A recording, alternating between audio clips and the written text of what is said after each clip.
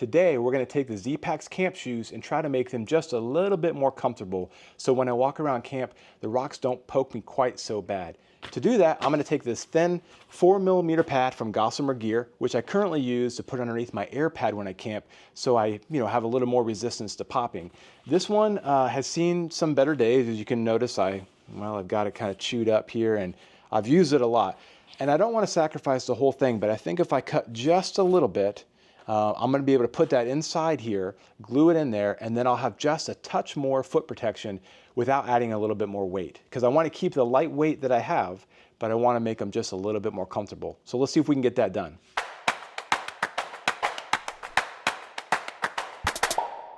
So the supplies needed are some Zpacks camp shoes, obviously, can't do it without them.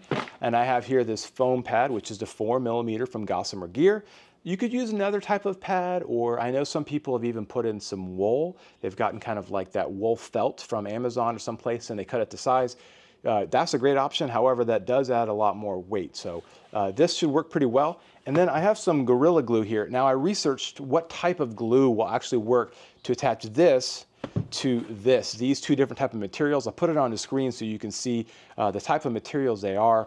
And apparently not just any glue will work. You could use super glue, and that bond can be pretty good. But this, I believe, is a polyurethane glue, so it expands, and apparently it should work fairly well to keep the two materials bonded and yet be flexible, which is what I want. So I'm going to use the Gorilla Glue. I've got an X-Acto knife to cut the pad. I got a pen to help mark it, and I have a pair of gloves so that I don't get the glue on my hands. And then finally, I have a moist, ooh, nobody likes the word moist. Well, I have a damp paper towel because this glue works best on a slightly damp surface. So once I cut the pad down to size, I'm going to slightly get the pad a little wet so the glue adheres better. The first step is going to be cutting the pad down to size. So let's get started. All right, to cut this down to size, I'm going to take my pad here and I'm going to roll out and find the section that I want to cut off. I'm still going to use this, I just won't have quite a long a section. And so you can see here from the pad that I need, basically, because I have giant feet, size 12, I need about this much. And so that ought to work pretty well. This pad's seen, some better days, but I'm not looking for something that's going to be winning any beauty contest. I just want it to work. So I'm going to go with that, and I'm going to cut along here and sacrifice this part of the pad, which obviously has seen better days. And then we'll go from there to actually try to get it cut down for the actual foot size I need.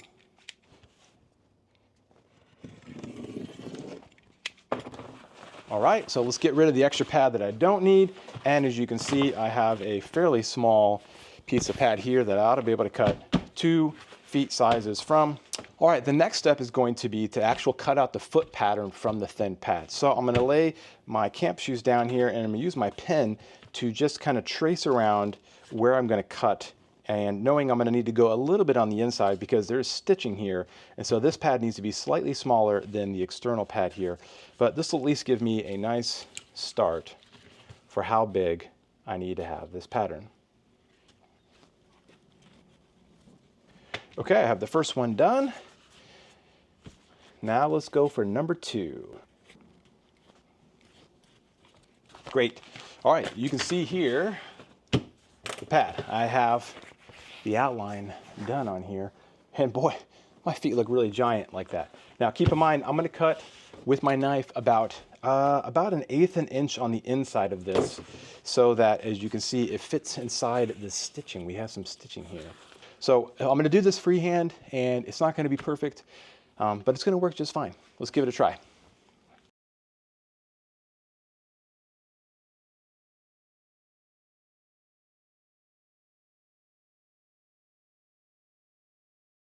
Put the knife away, and let's get ready for the next step, gluing. So I'm going to get prepped for that. I've got both pads here. We're going to do one at a time. Now, the other thing about this glue is you don't just glue it.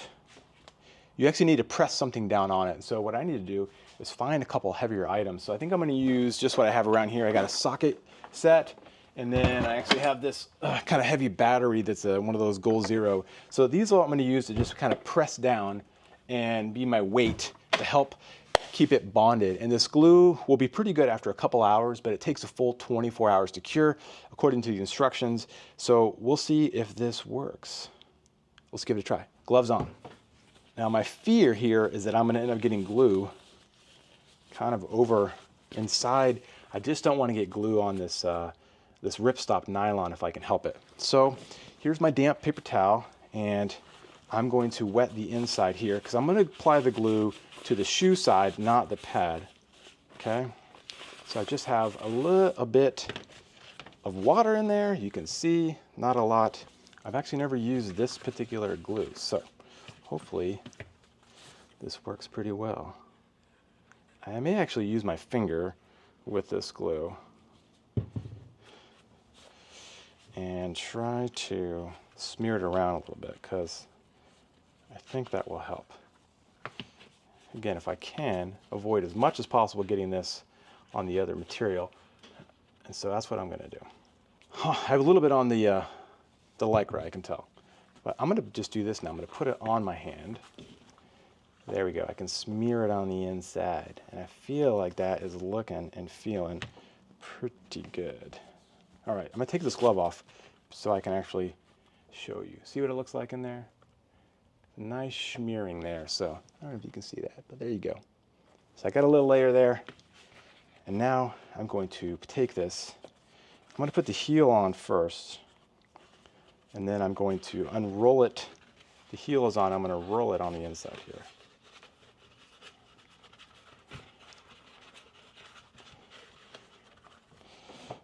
I can still slide this pad around a little bit, and right now as I'm feeling it, it feels like it's all the way in nicely, and it feels like it's not, yeah, it's sitting very good. So I'm pretty happy with that. I don't know if you can tell, but check it out. So I think I got the edges pretty good, and it's feeling like it's already adhering. So I'm gonna go ahead and call that one good, and take my trusty kit here, and put it down on there. Let's go ahead and give it a try now. And there we go. Number one's down. All right, step for number two, same thing. And I am able to slide around this pad some, which is good, so I can really make sure it's in the position I want now that it's inside there. So it doesn't just stick automatically and kind of get you stuck with where you want it to be, where you don't want to be. I'm feeling like that feels pretty darn good. It feels all the way to the end. It doesn't feel like it's too far left or right. And I think the heel placement now is pretty good. I definitely got maybe a little more glue there than I needed. So cap back on the glue. And I'm going to do the same thing now. I'm going to put a heavy object on it to help weigh it down. And what we're going to do is we're going to come back here a little later and see how well it's set and see how they actually fit on the feet. Time's going to tell whether this is going to stick and bond, but if it does, I think I got a pretty good solution to make these Zpacks camp shoes a little more comfortable while maintaining the lightweight that we all love. All right, welcome back. It's the next day. It's been 24 hours, and so we're going to take the weights off the camp shoes and see how the gluing job did and if the foam pad is sticking nice, and we're going to see if it's actually an improvement in the cushion, because that's the whole point of doing this. We're also going to check out how much it weighs now compared to what it weighed before to see if the weight addition is worth it for you. I think it is. I think it's only going to be a couple grams, but we're going to get it on the scale to really know for sure one way or the other. So let's take a look. Take off my heavy battery, and I actually put these old weights on just to be a little more flat, and that was helpful. And here we go. Now I got a little bit of over gluage here, and I knew I did that on this one. And I also have a little bit of messiness, unfortunately, which is kind of fouling up the it's fouling up the mesh here. Okay, same thing on this one. I knew I got some glue here on the mesh, which is unfortunate. And because it's a polyurethane glue, it kind of expands. You know, polyurethane is often used to fill cracks in, you know, houses or little holes you got someplace because you fill it, and then it just expands, and it's really satisfying to watch. Well, that's what this glue does as well, but it's also a good glue for these two types of material. But I think this one particularly looks really nice. You have the imprint currently of the weight I placed on it, and we'll see if that actually stays or if it's able to rebound.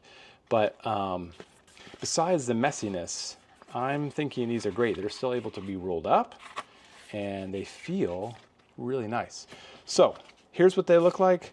Again, a little bit messy. Now let's actually check the scale and see how much weight I added through my hack, and then we'll put them on and see if it actually feels better. Before I did this hack, these shoes weighed 79 grams. These are size 12, so they're on the bigger end. So you can do the math if you have a smaller size shoe for how much weight you're gonna add. Let's get this scale zeroed out and see what the new weight is with the foam pads, and then obviously there's a amount of glue as well. So 79 grams before, and we're currently looking at 92. So that is a gain of 13 grams. Okay, now the proof will be in putting them on and walking around. So putting the first one on, and now number 2.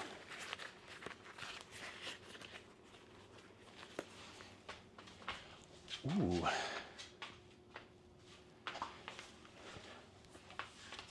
They feel pretty good.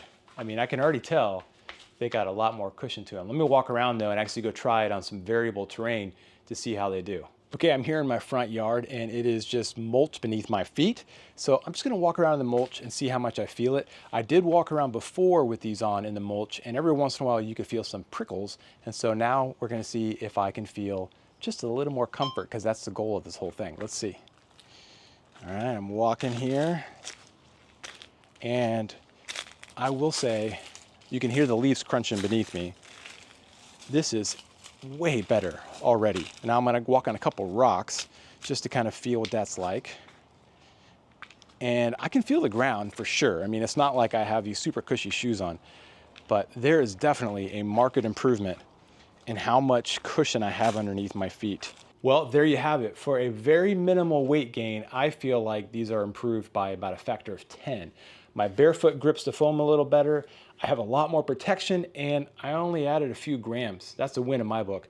Just a few things that I would suggest if you decide to try this hack. Number one, learn from my mistakes. So I would give myself a 10 out of 10 on the idea and probably about a 5 out of 10 on the execution. So be very careful with the polyurethane glue. If you use this type of foam, it expands. So, you know, I have a little bit of the overage here. I can trim that off with my X-Acto knife, and I will, just to make it a little better. The second thing I would say is be careful about not getting glue on the mesh. I did get a little bit on both, and it kind of stuck to itself and expanded, and it's a little unfortunate. It's really not going to affect the performance of the shoe at all. It just makes it look, you know, a little janky. I don't mind. Nobody really is looking at my feet, or nobody cares when I'm on the trail. But if you want your gear to kind of, you know, look the part, find a way to kind of mask that off so you don't get glue on there, or just take your time a little more than I did. If you found this video helpful, give me a like. It helps other people find it. And consider subscribing to the channel. Let me know in the comments what you think. Is this worth it? Is it not? Would you do something different? I'd love to hear what you think. See you out there.